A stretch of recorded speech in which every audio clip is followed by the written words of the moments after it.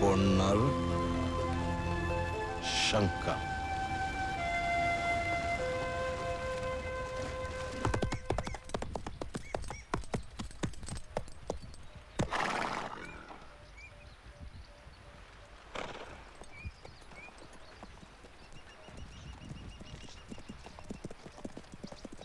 வணக்கம் தம்பிங்களா. இங்க ராக்கி என்ன பாசற எங்க இருக்கு? நான் அவரை பார்க்கணும். ஓ, எங்க ஆசனை பார்க்கணுங்களா? ஓஹோ, அவருடைய மாணவர்களா நீங்க? அதான் அத்தனை பேரை போட்டு இந்த புரட்டுனீங்களா? சரி, தம்பிங்க பேர் என்ன? வாங்க ஆசனை பார்க்கலாம். ஓ,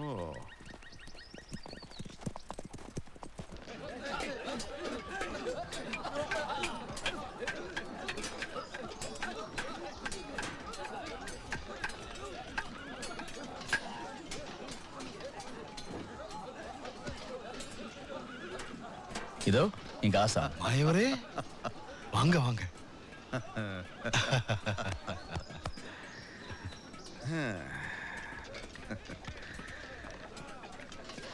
என்ன ராக்கி அண்ணே, உங்க பாசற படைக்கல சாலையாவே இருக்கு. அப்புறம் என்ன மாயவரே, பகைவர்களுக்கு பாடம் போட்டுறதுக்கு யாகசாலையா வச்சு நடத்த முடியும்? நம்ம பலத்தை காட்டுறதுக்கு படைக்கல சாலை தானே நடத்தணும். அது சரி மாயவரே, 20 வருஷத்துக்கு முன்னாடி தலைவர் அரண்மனையை விட்டு போன நீங்க 2 வருஷங்களுக்கு முன்னாடி திரும்பவும் தலைவருக்கு வந்ததா கேள்விப்பட்டேன். எல்லாத்தையும் திறந்துட்டு எங்களை எல்லாம் மறந்துட்டு எங்கெங்கேயோ போயிட்டு கடைசியில துறவரத்தையும் திறந்துட்டு மறுபடியும் தலைவருக்கு வந்த காரணம் என்னவோ? அது ஒரு பெரிய கதை. ஆமா, மணியங்குறிச்சியில தாமரை நாச்சியாருக்கும் மசச்சாமிக்கும் கல்யாணம் நடந்த அன்னைக்கே அவங்க 2 பேரையும் வீட்டை விட்டே விரட்டினாங்களே. அதுக்கப்புறம் அவங்க என்ன ஆனாங்கன்னு தெரியுமா? ஓ, நெல்லியங்கோடம் தாமரநாச்சியை பத்தி கேக்குறீங்களா? ஆமா. ஏய், நிறுத்துறா வண்டியை. நிறுத்துறா. தாமரை நில்லு. இந்த உச்சி வெயில்ல எங்க போயிட்டு இருக்கீங்க? இனிமே நாங்க எங்க வாழ்க்கையை அரிச்சுவடியில இருந்து தான் ஆரம்பிக்கணும். ஓ, வாழ்க்கை அரிச்சுவடியிலிருந்து படிக்க பள்ளிக்கூடம் கட்ட போறீங்களா? பள்ளிக்கூடம் கட்டுற அளவுக்கு கொஞ்சம் நிலம் கொடுங்க, அதுல சாகுபடி செஞ்சு நாங்க எங்களை காப்பாத்திக்கிறோம். வாழ்க்கை அரிச்சுவடிய படிக்க பள்ளிக்கூடம் எதுக்கு? பள்ளியார போதாதா? என்ன தாமரை, நான் சொல்றது சரிதானே? என்ன பேச்சு பேசுற? பெத்த தகப்பன பக்கத்துல வச்சுட்டு பேசுற பேச்சாது? என் தந்தைக்கு பிடிக்காத பேச்சா இருக்கலாம், ஆனா என் தாமரைக்கு விருப்பமான பேச்சு இல்லையா தாமரை? என்ன மௌனமா இருக்க? மௌனம் சம்மதத்துக்கு அறிகுறிங்கிறியா? ஆமா, என் மௌனம் இப்பவே உன் மரணத்துக்கு அறிகுறி.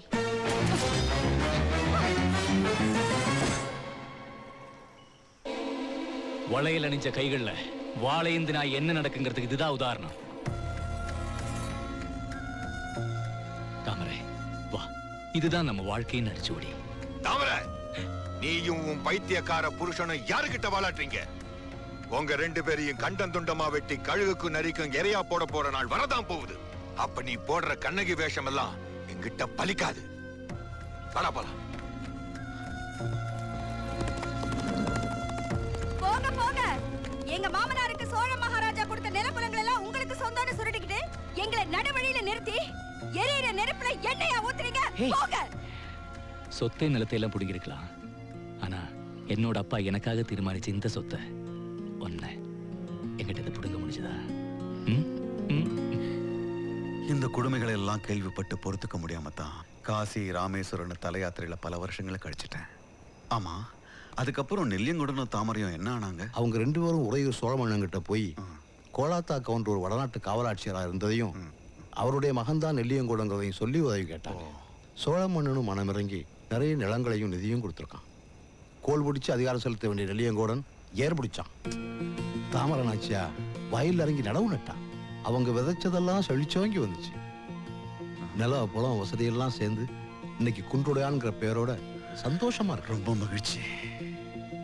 ஆனா தாமரை தன் சகோதரங்கிட்ட போட்ட சபதத்துக்கு ஏத்த மாதிரி பாவம் அவளுக்கு ஆண் குழந்தையே இல்லையாமே.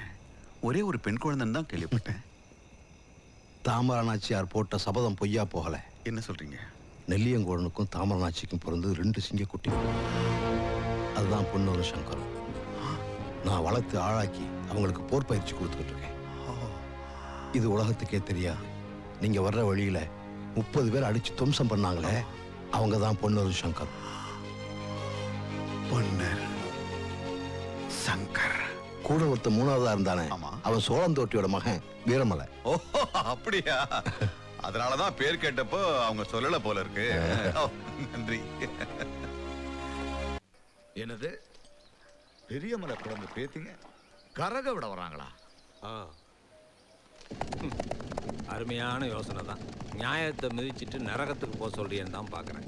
மன்னரே, மசச்சாமியார் இருந்த நெல்லியன்கோடன் சோழ மன்னன் தயவால மாட மாளிகையில பெரிய படபலத்தோட வாழ்ந்துட்டு இருக்கான். அவனை வளர விட்டதே தப்பு. இப்போ அவனை சின்ன மலை குழந்தையோட சேர விட்டா தலையூர் காளி மன்னனுக்கு பேராபத்து. மன்னரே, நான் சொல்றத சொர்க்கம் நரகம்னு சொல்லி தட்டி கழிக்காதீங்க. இதுதான் ராஜ யோசனை. ராஜதந்திர யோசனையில் நியாயம் தர்மம் பார்க்கக்கூடாது தான். அப்பா பராக்கிரமா மன்னா, மாந்தியப்பன் சொல்ற இந்த திட்டத்தை நிறைவேற்றிருவில்ல? நிறைவேற்றிடுவோம் மன்னா.